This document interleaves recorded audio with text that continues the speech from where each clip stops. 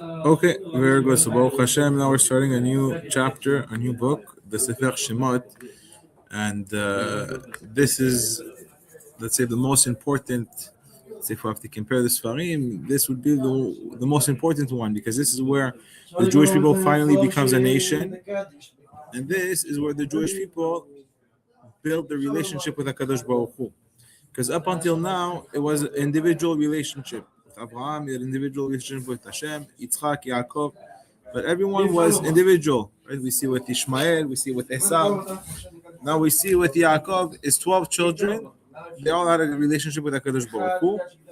And then we see the Jewish people building this relationship with Hashem. And it says, like we said last time in the first verse of the Ten Commandments, I am the Lord your God, Anochi Hashem Elohecha, Asher hotziticha me'eretz Mitzrayim, and I took you out of the land of Egypt. And this is a very bold and important statement because this defines our relationship with HaKadosh Baruch Hu. They were in very deep trouble.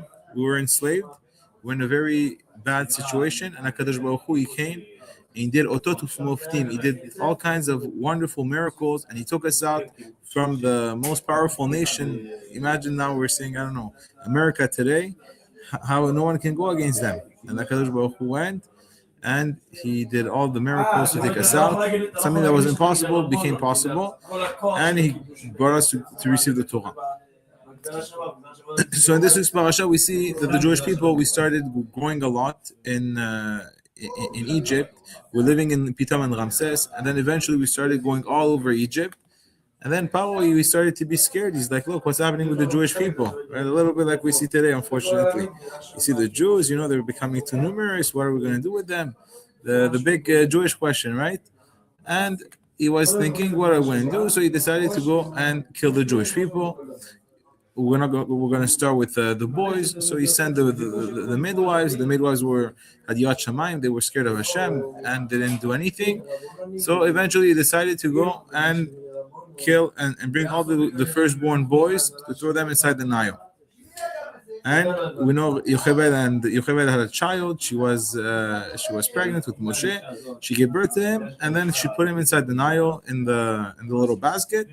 And Batya went to see him. So it's interesting. You see in life that he had a very bad intention, right, against the Jewish people, but at the end, he was the one who was feeding and taking care of Moshe Rabbeinu. Right? So it's an interesting thing. It's like we see with the Nachash, with the snake, that not only he didn't get what he wanted to get Chava, but he lost what he already had. So here, not only he didn't get what he wanted to put Moshe and to kill Moshe, but he was the one that ended up taking care of him and treating him like a prince. So it's interesting. And we see that this is the outcome of the Rishaim. The Rishaim, it's not only, and that's what we said many times, that there's a nikama, that it's not only that they're not going to get the good that they have to get, they're also going to get retribution for everything wrong that they did. So now Moshe, he grows up and he's on his way. He's on his way, and he sees the Jewish people all suffering, and he knew that he was Jewish. And he sees a Mitzri hitting a Jewish man, and he goes left and right. He sees there's nobody. He pushes him, and he kills him, and he buries him inside the sand. The next day he wakes up, he goes out, and then he sees two Jewish people fighting. So he says, "I don't understand, why are you guys fighting?" So he said, so they said, "What are you going to do to us?" And they answered the Jewish people, "What are you going to do to us?" It was Zatan V'Avira. What are you going to do? You're going to kill us like you killed the Mitzri the other day. So then Moshe, he was scared now. He knew, he said, look, now if they're already speaking about this, that means that the matter is known. And therefore he ran away and he went to go to Midian. And that's exactly what happened, that Paro made a decree to go and kill out Moshe. So now we're going to go and analyze what happens when he goes to Midian. The first thing that Moshe does, and this is brought from Rabbi Avigdor, it's very interesting, is that he goes to the well, and at this point he's an Egyptian, no one really knows who he is, and it says that he saw that the shepherds were very rude, and they were very disrespectful towards the daughters of Yitro. and they weren't being fair with them. And then he went and he took care of them and he helped them by the well. So the girls were also happy. They went home. They told daddy, look, there was this Egyptian man. He took care of us and he helped us. And then Yitro, he did something very incredible. And this is, he scolded his daughters. He said, why did you go and leave the man here? Why did you let him leave? Bring him in here and he's going to go and eat bread with us. So he can come and eat with us. Then Moshe went and he stayed by them, and eventually he gave them Tzipora to go and marry Moshe. But what do we see here? We see something very incredible from Yitro. That Yitro, he went in an active way of Chesed. And we're going to develop in this idea of what is an active way of Chesed.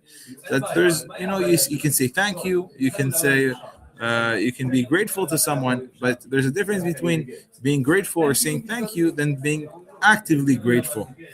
And we see that through what Yitro did, he was able to merit many great things. So the first thing was that he became the father-in-law of the most important person in the world, of Moshe Rabbeinu. Second thing is that his all his children, everyone was under the Shekhinah. He was able to go and follow Hashem, have the Torah, and have everything in that sense. And the third thing was that it says that his grandchildren, his great-grandchildren, were actually in the Sanhedrin. So in the great Sanhedrin, the Bet HaMikdash, his offspring were there. So we see something incredible. Just a little act of chesed. Just, hey, the man who helped you, why do you let him go? Come, invite him, give him something to eat, give him something to drink, give him a place to sleep. And then look what happened from this act of chesed. So now we're going to go and analyze what is so special about this act of chesed. And, you can do chesed with everybody. You can be a druggie in the street, right? He knocks at your door. Okay, maybe you're going to do that. Have the chief rabbi knocking at your door. You're going to say, look, chesed is chesed. So we're going to see that there's going to be a big difference. Who is the recipient of the chesed that you give? And then we're going to go eventually about the tzedakah that you give, and what impact does it have when you give it, and what they do with the money that you give. So it says here that when Yitro went and took care of him, he didn't know that he was going to be the most important person. He was a regular Mitzri. What was going to be so great about him? And that's why it says, it says in the Gemara that it says that Hashem's kindness is very rare. But it doesn't mean that Hashem's kindness is very rare. It means that for us to be able to reach the chesed of Hashem is a very difficult thing to reach this level, because in the chesed it's not only that we do something good, but it's also that the person that's receiving it is receiving the best thing possible, and then together it makes something even greater. So, for example, we see that for example, let's say now someone's going to be called out to give charity. Now he has two options, right? He's going to go give to the best type of charities. He give to someone who learns Torah, and there is a high level of spirituality connected with HaKadosh Baruch Hu. Because you know that automatically whatever you're giving to him, whatever you're helping him with, everything is being elevated in Kiddusha, and therefore everything is being transformed. And we know that a person that doesn't get the reward based on his actions, but he gets the rewards based on the fruits of his actions. So therefore, it's like the money that you give has feet, so it goes somewhere else. It goes to another place. So a person can be, so like let's say here in the case with Yitro, he got married, he took Moshe in, then he became his father-in-law, and then we see what was the result from it. So we see that you also have to be careful with this type of investment. Now we see the second type of chesed that we saw in the parasha. Batya. What did Batya do? Batya, she went, she saw a little boy, right? She went, she sent her maidservant to see what was this little boy there. She went and she took the boy, and she called him Moshe. Now, Mr. Yaakov Naftali and Mr. Rafael. We have a big question here. What's the question?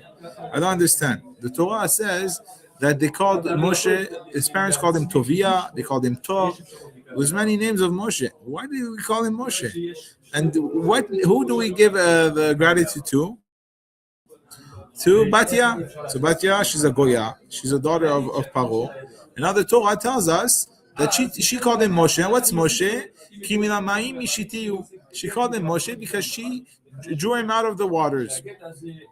So it's something incredible. And this is also another idea of gratefulness, is that, even this Batya, we don't know much about her, but we know that she was a tzaddiket. Because when she saw there was a little boy going to die, she went and she saved him. She didn't know. It could have been a nobody. It could have been a murderer. But she had this bracha, she had a special blessing that it was an actual tzaddik, and it was Moshe Rabbeinu. And then when she took him out, it says, and she called him Moshe. Now, I'm going to cite the chidush of Avigdor, Rabbi, my dear father. He brings the chidush, he asks a question. He says, I don't understand. Moshe means actively taking out. But she should have called him Mashui. Mashui is in the past. What's in the past? I took him out in the past. But what is Moshe?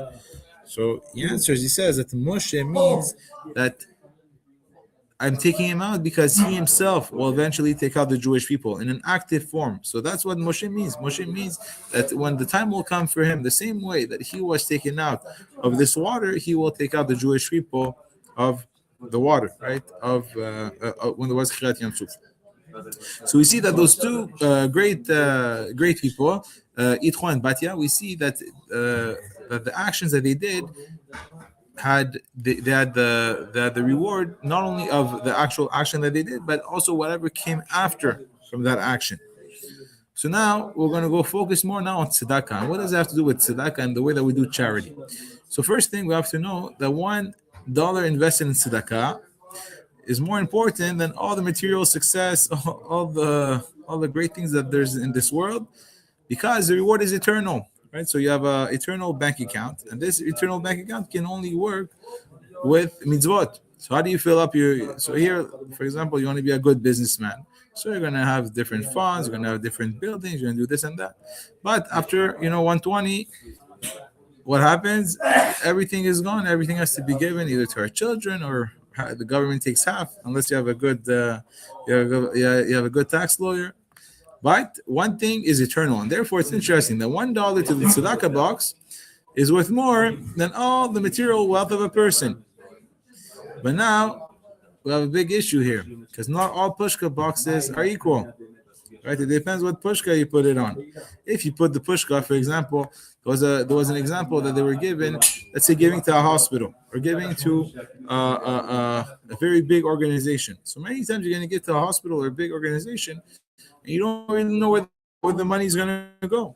Right? Even let's say you give to a big hospital. Sometimes the big hospital, so it's true they're going to save a lot of people, they're going to do lots of good, but it could be also they're going to be saving a lot of murderers. How do you know your money didn't go and save a terrorist? Right? Imach Shemot. We know that the Rasha Sinua, what happened? 2 weeks before he died, they removed a tumor from his brain and he was able to live. So now imagine the person that went and he gave this huge donation. Now, I'm not saying that we shouldn't give the donation, right? And Baruch Hashem, we have lots of Jewish people, they give good donations. But let's say now on a personal level, ourselves, that we have a more information about the topic, that we have to be more careful with the way that we're going to give a donation, we're going to give a tzedakah. And many times it's going to be better to give to the actual person, to know firsthand, to really know their situation, and to give in that sense. And now it's also written, there's also in Yirmiyahu, he says something very interesting. And here Yirmiyahu, he says in the prophecies, he says something very incredible. He says that that there's going to be like a curse that will come from people giving charity to people or to organizations that are not going to be worthy of being given tzedakah to. And we see that, and again, that's the same idea, because then the result of whatever came from your charity, in a way, there's a responsibility that comes from it. So let's say now someone is a gambler. So now, if you're smart, you're going to give him food, you're going to give him a gift card to go to IGA, and give him something like that. But you cannot go and give him $500, $1,000, and he's going to go do his avirot. I cannot say, "Oh, I was being kind." No, because you have to analyze the situation. Very good. Now let's go and focus. Now we don't want to lose our money. The same way when we do an investment, we want to make sure the investment is good. So when we do chesed, we want to make sure the chesed is going to be good. So here, how to win the jackpot? So we have to go and follow the same way that Yitro and Bat Paro did, meaning that we have to be actively looking to do acts of kindness and not only things that come in our way. And also, and also, we need to have a stronger connection with HaKadosh Baruch Hu. He said that when a person is close to HaKadosh Baruch Hu, then Hashem will send him the opportunities. He will send towards him opportunities to go and make a very big impact. And therefore, it goes to another idea that now we're talking about money, but now there's another kindness, and this kindness, it starts at home, right? So there's this chesed that. Because chesed is not only money, right? Milut chasadim is encompassing a lot of different aspects. And one of the aspects of chesed is that the person will give chesed, with his wife, with his children. He will give them the time of day. He will be patient with them. He will say kind words to his wife. He will say kind words to his children. And it says, for example, the wife of the Chafetz Chaim, she gave him a lot of chesed. Right? She went, she took care of the house, she took care of the kids, she was taking care of everything, right? Shabbat, everything. Now let's say he didn't have, let's say, a wife that was giving her life for him. He would never be able to write the Mishnah Berurah, the Chafetz Chaim.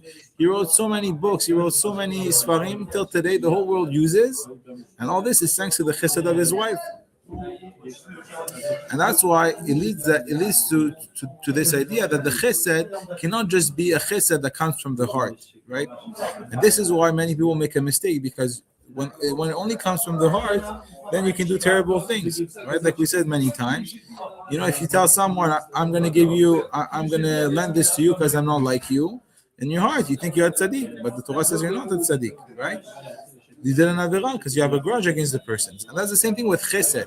The chesed doesn't depend on what we think is good. Oh, I think it's going to be a good thing to get tzedakah to this place.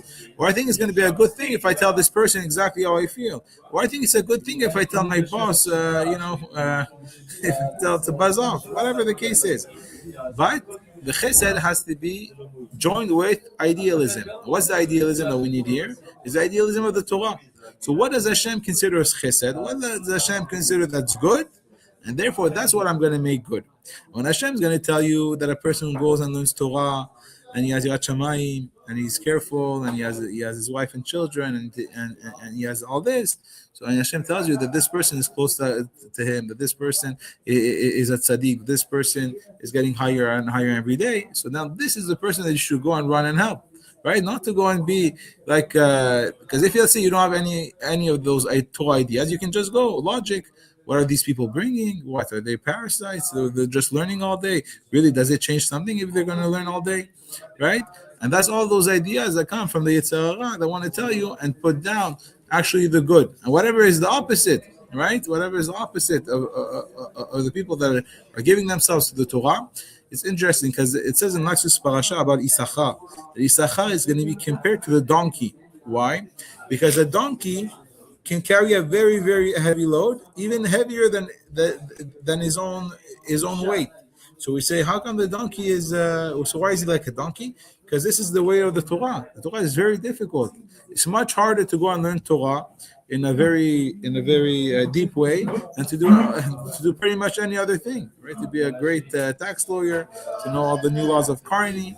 This is I'm sure it's a lot of work, but to go and learn Torah, learn sugyot, going in, and sometimes in the Gemara you can have many pages just on one little argument, on one little letter. All this because people have Mesirut Nefesh to serve Hashem in the best way. And this is why when we put chesed together with the ideals of the Torah, then we're able to go and make the best investments when it comes to our tzedakah. And then another type of Another type of chesed is when we speak about it's interesting because it brings about Hillel. So what did Hillel do? It says that Hillel was doing chesed for himself. What did he say? He says, "Shadam ochel pirotem ba'olam, gomel nafsho ish chesed, shadam ochel pirotem ba'olam hazeh." So here he explains, "Gomel nafsho ish chesed." So he says, if you're a kindly man, you will do favors for yourself. You'll make sure to take care of yourself. So that's also another thing of chesed. That the chesed, when we say it starts at home, it starts by yourself also. To do chesed to yourself, right? To make sure that you're going to be good, you're going to be healthy, that you're going to, sleep on time, you're going to be taken care of, you're going to eat, you're going to eat when you need to eat, right? It says about Ila, there's a story. It was learning he was learning in the kollel, and then he was leaving in the middle of the sugya. So they said, "Look, what are you doing?" He said, "I have to go do a favor for someone." He said, "A favor to whom?" He said, He says, "I have to go and do chesed to this hotel, this poor little hotel." So they told him, which hotel are you staying in? He said, "Oh, this hotel is called Hillel." What is Hillel? He says, "It's me." And he says it's the same thing with your neshama. Your neshama is staying inside the hotel called the body, right? And you have to do kindness to the neshama. You have to feed him breakfast. And that's why, by the way, that's a good idea. You're learning not from Hillel. Shouldn't go out without breakfast. Eat something in the morning, eat something good, so you have energy during the day. So we see that Hillel, he said he's going home to do a kindness to this hotel of his, to his body. And he quoted the pasuk, "Gomel nafsho ish hased." Right? A kind-hearted person must be kind-hearted with himself too. Right? It's not just a play on words, right? Just to say something nice, but it's an important principle of the Torah. It's the Rashon of HaKadosh Baruch Hu, that you must be good for yourself. And once you're going to be good for yourself, you're going to take care of yourself. Then you're going to be able to take care of your wife, of your children, everyone around you. This is an act of chesed. So now, just to go back and a little bit more on the parasha, on the idea, we see that that after finally Moshe went and he got married with Zipporah, and then he went out. He was a shepherd, and he saw the burning bush. So he sees the burning bush. Hashem speaks with him, and he says, so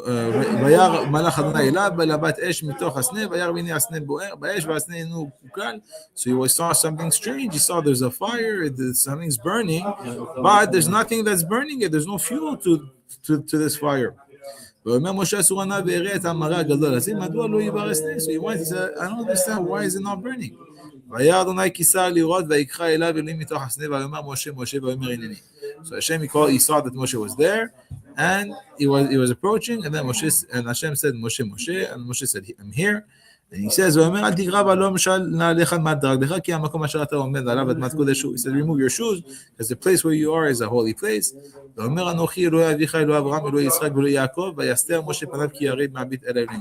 What does Hashem tell him right away? He tells him, I am the God of your father, Abraham, of your father, the father of the God of Abraham, the God of Yitzchak, and the God of Yaakov. And Moshe hid himself. And he said, I saw all the humiliation, all the bad things that were happening to the Jewish people.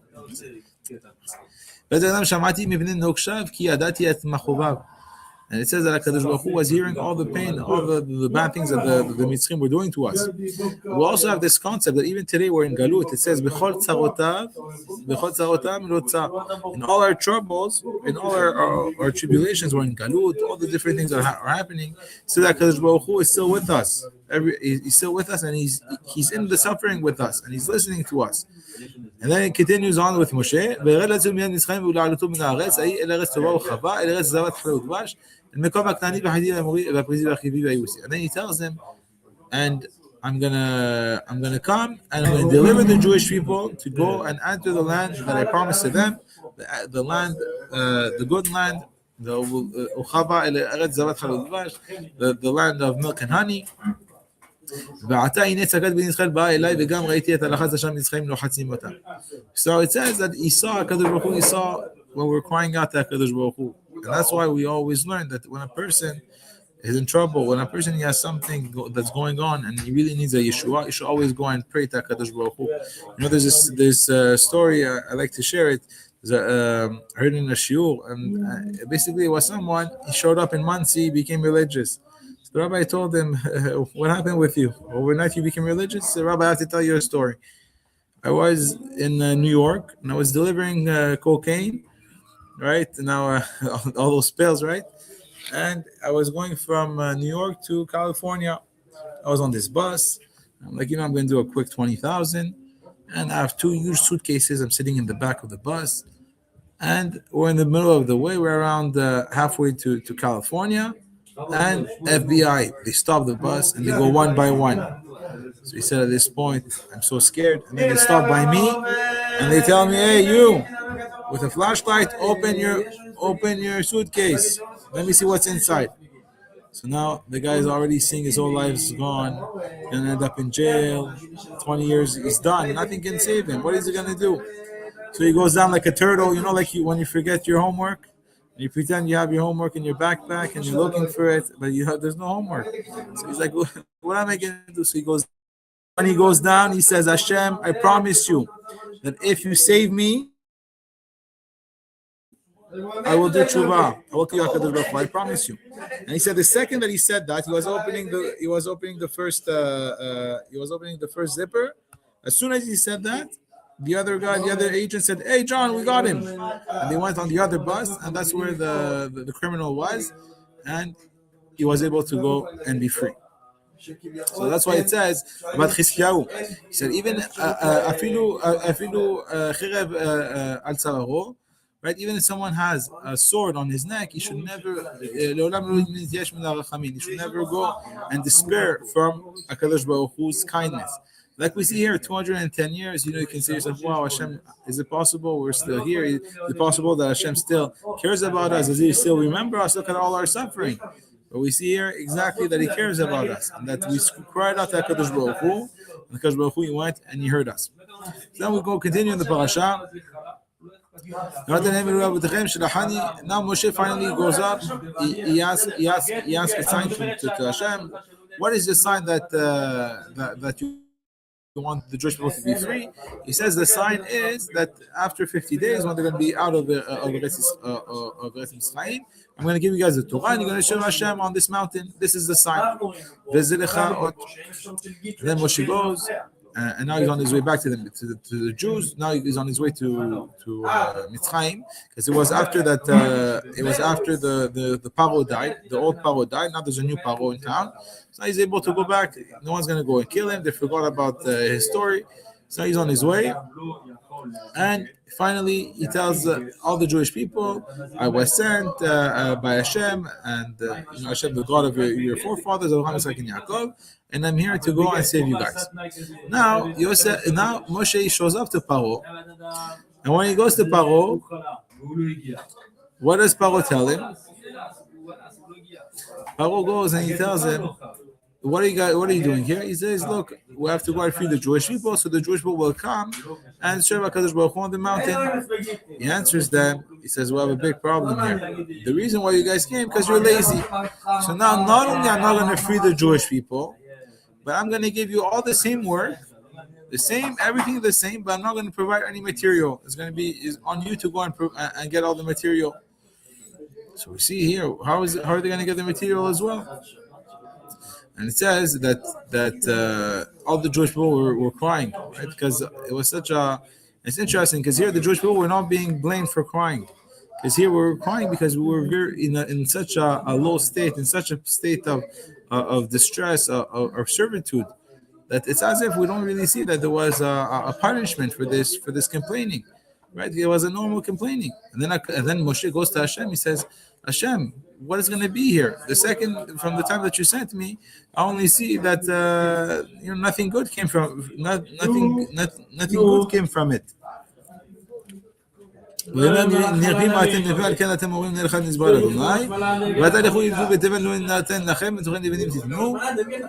then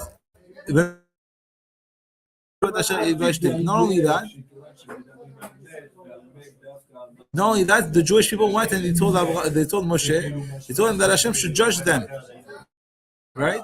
Because you guys made the situation so bad that Paro can't even smell us. He can't even get close to us.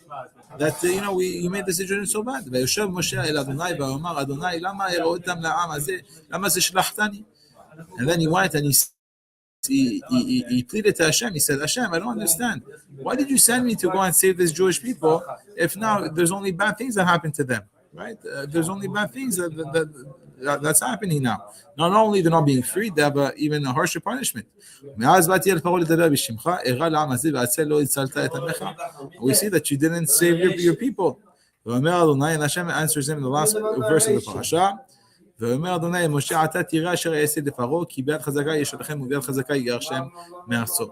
So Hashem, he says, don't worry, it will come that you will see that Hashem will go, you will see what I will do to Paro, and in a very strong hand ישלחם, he will let the Jewish people leave. ביד חזקה יגרשם מארצו, in a very strong hand he will kick out the Jewish people. So this is how the parasha ends. So we see just a few lessons just to summarize what we learned today, and we're going to finalize with this is a few lessons. So just the last lesson from what we said is that sometimes we're not going to see the results right away, and this is part of the test, right? If right away we pray to Hashem, we see the answer right away. So what's the test? That's the same thing. Not only here they didn't get answered, they got the opposite. They saw.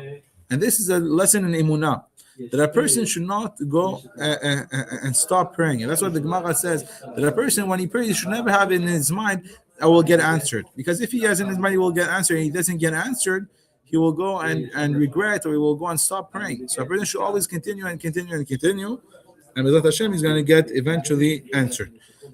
So now just to review, we were talking at the beginning how this was such a fundamental aspect of the Jewish people, that Yetziat Mitzrayim, we're in Egypt, we're enslaved, Hashem took us out, all the miracles that happened, and we see the acts of Chesed. The two people who made the main Chesed was who? Yitro and Batya. The same way that they made the Chesed and they were rewarded for all the results that came from this Chesed, we also have to do the Chesed. And how do we get to this level of Chesed? Is when we add the thoughts of the Torah with the charity and with the kindness that we have, and we put them together, so we're able to have the most impact with our money, with our words, with our actions, and to be able to get the most reward that will come from it, and make it the most valuable. And so those are the main lessons I wanted to share with you guys. And with Hashem, so we'll see each other maybe this week, another shiur, but with Hashem we'll be in touch. Okay. Guys, thank you so much.